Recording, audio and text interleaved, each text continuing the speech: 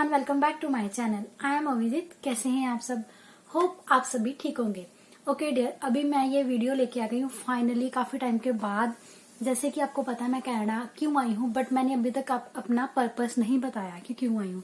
सो इस वीडियो में मैं सारा आपके साथ शेयर करूंगी मैं क्यों आई हूँ एंड जो मेरी जर्नी थी Amritsar airport to Toronto Pearson airport वो भी बताऊंगी। एंड और इमिग्रेशन वालों ने कौन से क्वेश्चंस पूछे थे सारा कुछ ही शेयर करूंगी। एंड और एक और बात थी, जब मैं कनाडा में आई थी मैंने वो जो व्लॉग शेयर किया था उसमें मैंने बताया था मेरी फ्रेंड मेरे साथ में थी, मेरी फ्रेंड से एक गलती हो गई थी तो वो मैंने उस वीडियो में नहीं बताया था, वो मैं आज की वीडियो में वो भी शेयर करूंगी। मतलब कि जो भी पूरी मेरी जर्नी थी वो शेयर करूंगी एंड कनाडा की आई हूँ वो बताती हूँ। So without wasting time let's start the video. Okay dear, मैं कनाडा में आई हूँ स्टडी वीजा पर स्टडी करने के लिए। ठीक है डियर, अब मैं आपको नेक्स्ट बताने लगी हूँ ऐसी कौन सी मिस्टेक थी जो कि मेरी फ्रेंड ने की थी कनाडा आने से पहले, जो कि बहुत बहुत बड़ी मिस्टेक थी। अगर उसका कोई हल नहीं होता तो फिर पता नहीं क्या होना था उस टाइम पे। ओके बताती हूँ मैं कि जब हम मैं स्टूडेंट वीजा के बारे में बात कर रही हूँ, बाकी वीजे का मुझे नहीं पता कि क्या होता है। जैसे ओपन वर्क परमिट होता है पीआर वालों का, मुझे उनका नहीं पता। स्टूडेंट वीजा का जस्ट बात करने लगी हूँ। जब स्टूडेंट वीजा का वीजा स्टैंप होके आता है तो साथ में एक पिंक कलर की स्लिप होती है जिसमें की इंस्ट्रक्शन होती है कि हमें अपने फोन में अराइव कैन ऐप को इंस्टॉल करना है और जो भी फॉर्मेलिटी है वो पूरी करनी है। हुआ ऐसे कि जब मुझे पता चला, मेरे ब्रदर ने भी मुझे इन्फॉर्म कर दिया था कि एक ऐप है उसको इंस्टॉल करना है। 72 आवर्स का टाइम होता है कि जैसे 72 आवर्स पहले हमें उस फॉर्मेलिटी को पूरा करना होता है। देन मैंने क्या किया था, मैंने कर लिया था अपनी फॉर्मेलिटी पूरी और मैंने अपनी फ्रेंड से भी बात की, उसको भी बताया। तो उसने आई डोंट नो वाई क्यों उस टाइम पे इग्नोर कर दिया, बट मैंने उसको बता दिया था बट उसने इग्नोर कर दिया। फिर हुआ ऐसे कि जब हम दिल्ली एयरपोर्ट पे पहुंचे, मेरी बोर्डिंग हो गई थी। उन्होंने उस टाइम पे बोर्डिंग के टाइम पे वो ऐप को बोला कि दिखाओ कि आपने वो जो फॉर्म वगैरह था ऐप पे वो फिल कर दिया। मैंने कर दिया था, मैंने शो कर दिया उन्हें। फिर जब मेरी फ्रेंड की टर्न आई तो उसने अराइव का ऐप तो भरा ही नहीं था अपने फोन में, ना ही कोई फॉर्मेलिटी वो पूरी की थी। उस टाइम पे फिर पड़ गया पंगा ऐसे पड़ा कि उसको उसी टाइम फिर उन्होंने बोला कि विदाउट अराइव कैन ऐप आपकी बोर्डिंग नहीं होगी। अगर बोर्डिंग नहीं होगी तो वो फ्लाइट में कैसे जाएगी, ये चक्कर था। फिर वो ऐसे कि फटाफट से उसने अपने फोन में इंस्टॉल कर दी ऐप, प्ले स्टोर से अराइव कैन ऐप को इंस्टॉल किया। फिर वहां पर 2-3 जने और भी थे, हमने उनसे हेल्प मांगी कि आप हेल्प कर दो, बट उन्हें भी नहीं पता था अराइव कैन ऐप के बारे में। मेन पंगा ये पड़ रहा था कि उसके फोन में जो जीमेल थी ना वो इनकरेक्ट बता रही थी, बट वो है करेक्ट थी, बट वहां पर इनकरेक्ट क्यों आ रही थी पता नहीं, पासवर्ड भी इनकरेक्ट आ रहा था। फिर हुआ ऐसे कि मैं अपनी आईडी डाल नहीं सकती थी क्योंकि मेरी आईडी ऑलरेडी ही रजिस्टर थी अराइव कैन ऐप पे। देन मैंने अपने हस्बैंड की आईडी वहां पर डाली बट वो भी इनकरेक्ट शो हो रही थी, पता नहीं क्यों।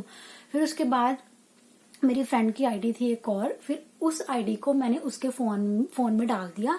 फिर वहां पर प्रोसेस हो गया। इस प्रोसेस को लेने में आई थिंक हमें 40 to 45 मिनट्स लग गए, इतना टाइम हमें लग गया था। और उस टाइम मेरी फ्रेंड वो इतनी कंफ्यूज हो गई थी, उसे कुछ नहीं पता चला था, वो एकदम डर गई थी। इवन मैं भी इतनी ज्यादा कंफ्यूज हो गई थी कि हमें समझ ही नहीं आ रहा था क्या करे, कि सारा कुछ करके देख लिया था। बट फाइनली लास्ट में जब मेरी फ्रेंड की आईडी, दूसरी फ्रेंड की आईडी उसके फोन में लग गई, देन फिर जाके उसकी बोर्डिंग हुई।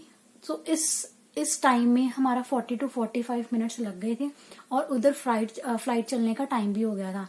और जब हमारी बोर्डिंग हो गई देन फिर स्कैनिंग होनी थी। स्कैनिंग होने के टाइम पे जो फ्लाइट वाले थे वो ना वहां पे अनाउंसमेंट कर रहे थे। हमारी फ्लाइट थी दिल्ली एयरपोर्ट से फ्रैंकफर्ट एयरपोर्ट जर्मनी में है, वहां पर हमारी स्टे थी। तो वो वहां पर अनाउंसमेंट कर रहे थे कि फ्लाइट जो भी फ्रैंकफर्ट जिन्होंने जाना है फ्रैंकफर्ट एयरपोर्ट पे वो जल्दी से बोर्डिंग करके जल्दी से आ जाओ क्योंकि फ्लाइट चलने वाली है। हमारा काफी टाइम तो बोर्डिंग में वेस्ट हो गया था। फिर क्या हुआ, जैसे ही हमारी स्कैनिंग हुई देन फिर हम गए, हमें आई थिंक जस्ट 15-20 मिनट्स लगे जब स्कैनिंग हो गई वहां से फ्लाइट तक जाने में, क्योंकि बहुत लंबा था रास्ता, बहुत एयरपोर्ट इतना ज्यादा बड़ा था तो रास्ता काफी लंबा हो गया था। फिर जब हम पहुंचे तो जैसे ही हम बैठे आई थिंक 5 to 10 मिनट्स में ही फ्लाइट टेक ओवर हो गई थी। मतलब कि हमारी जो फ्लाइट है वो मिस होते होते बची थी। तो ये है कि अगर आप भी स्टडी वीजे पे कनाडा में आ रहे हो तो आपको इस बात का ध्यान देना कि आपके पासपोर्ट के साथ कोई पिंक कलर की पिंक स्लिप तो नहीं आई है। जैसे अगर नहीं भी आई है तो भी आप एक बार जरूर कंफर्म करो, क्योंकि ये बहुत जरूरी है अभी इस टाइम में अराइव कैन ऐप का आपके फोन में होना। सो आप इस बात का जरूर ध्यान देना, क्योंकि मेरी फ्रेंड की एक छोटी सी मिस्टेक की वजह से उसकी फ्लाइट मिस हो जानी थी। बट उस टाइम पे अगर मेरे पास मेरी फ्रेंड की आईडी ना होती उस टाइम, आई डोंट नो, फिर उसकी बोर्डिंग नहीं होनी थी और उसकी फ्लाइट मिस हो जानी थी, ये होना था। सो आपने इस बात का जरूर ध्यान देना है। फिर डियर जब हम फ्रैंकफर्ट एयरपोर्ट पे पहुंचे तो हमारी वहां पर स्टे थी 5 to 6 आवर्स की।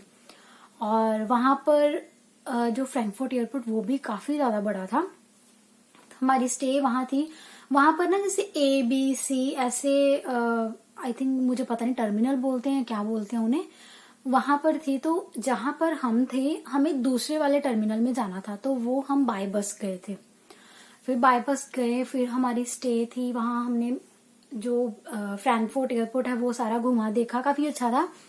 फिर उसके बाद हम आए टोरंटो एयरपोर्ट पे, और जब हम टोरंटो एयरपोर्ट पे पहुंचे तो जैसे ही हम बाहर आए, नहीं बाहर आने से पहले जैसे फ्लाइट से बाहर आए तो फिर वहां पर इमिग्रेशन वालों ने हमें बिठा लिया और उन्होंने सबसे पहले हमारी पासपोर्ट रिक्वेस्ट चेक की।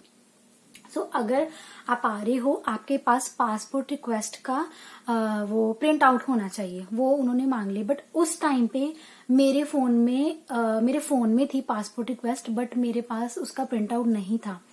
फिर उन्होंने एज सच तो कुछ नहीं बोला उस टाइम, उन्होंने मेरा पासपोर्ट ही ले लिया। बट आई रिकमेंड यू कि आप अपनी पासपोर्ट रिक्वेस्ट जरूर लेके जाओ। फिर उन्होंने ना, सभी काफी स्टूडेंट्स थे, जिस एरिया में मैं गई थी वहां तो सिर्फ स्टूडेंट्स थे, काफी स्टूडेंट्स थे, तो उन्होंने सभी की पासपोर्ट रिक्वेस्ट को कलेक्ट कर लिया और जिनके पास नहीं थी उनका उन्होंने पासपोर्ट ले लिया।